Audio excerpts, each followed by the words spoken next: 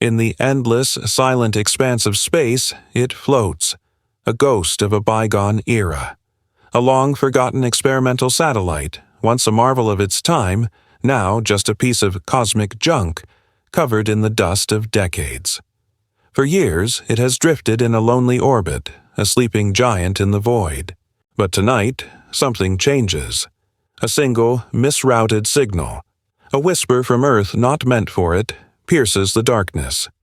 Deep within its cold, dormant core, a flicker of light. A circuit, dormant for half a century, sparks back to life. The giant begins to stir. In a control room far below, a lone blip appears on a radar screen, an anomaly no one can yet explain. The sleeper is awake.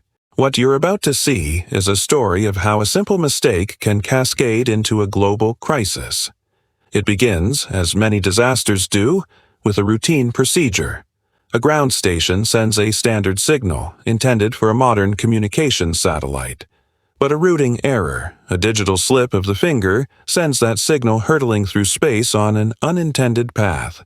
It finds the old satellite, the forgotten one. The signal is a key, unlocking a system that should have remained silent forever. The satellite's antiquated thrusters, designed for a different age, fire erratically. Its navigation system, a relic of early space exploration, misinterprets the command. With a violent, uncontrolled burn, the satellite lurches, breaking from its stable orbit.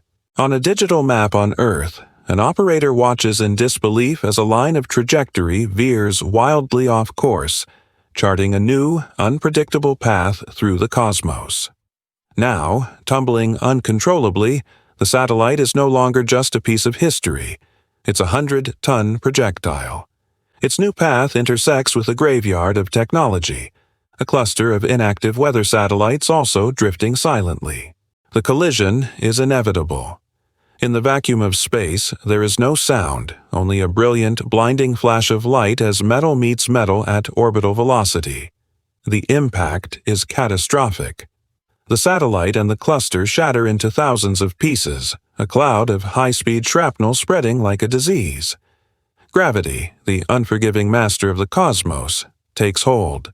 It pulls a significant portion of this new debris field into a lower orbit, a deadly stream of metal on a collision course with Earth. Their trajectory is precise, their destination horrifying. They are heading directly for Beijing. The world's spacefaring nations see it almost simultaneously. On screens in control rooms from Houston to Moscow, alarms blare. A swarm of unidentified objects is descending, and fast. Frantic calculations are made, models are run, and a chilling consensus emerges.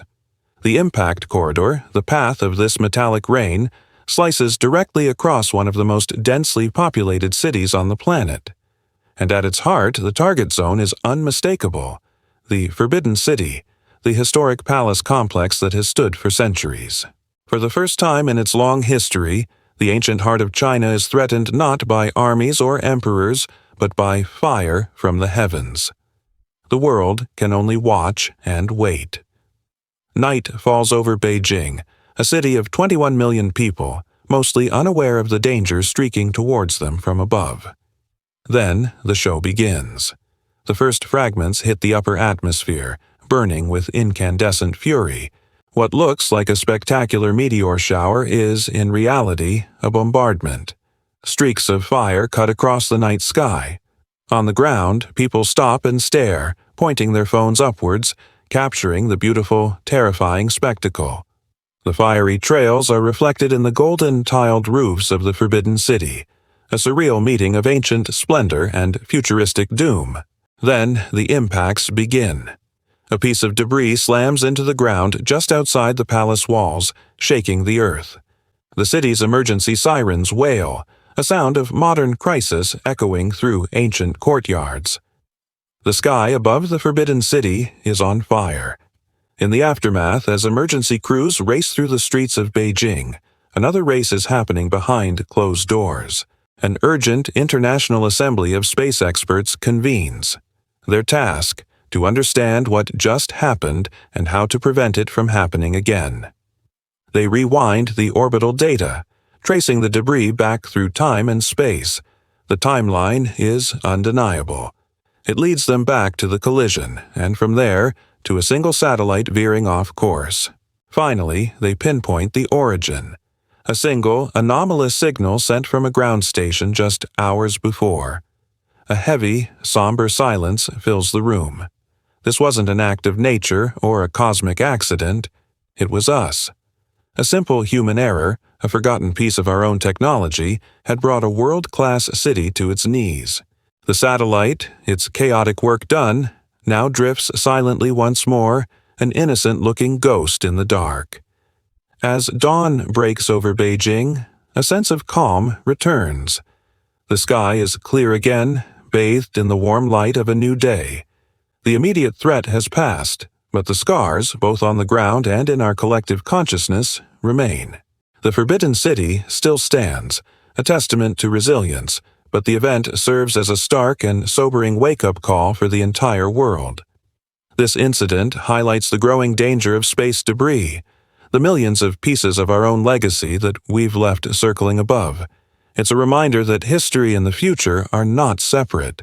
They are intertwined. The ancient palace, a symbol of our past, was nearly destroyed by the forgotten artifacts of our technological ambition. Up there, in the quiet darkness, the satellite continues its endless journey, a silent warning that even the things we forget can awaken and return to haunt us.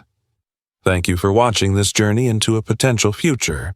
The problem of space debris is real, and it's a challenge we all need to face together. If you found this story thought-provoking, please hit that like button and subscribe for more deep dives into the intersection of technology, history, and our future. See you next time.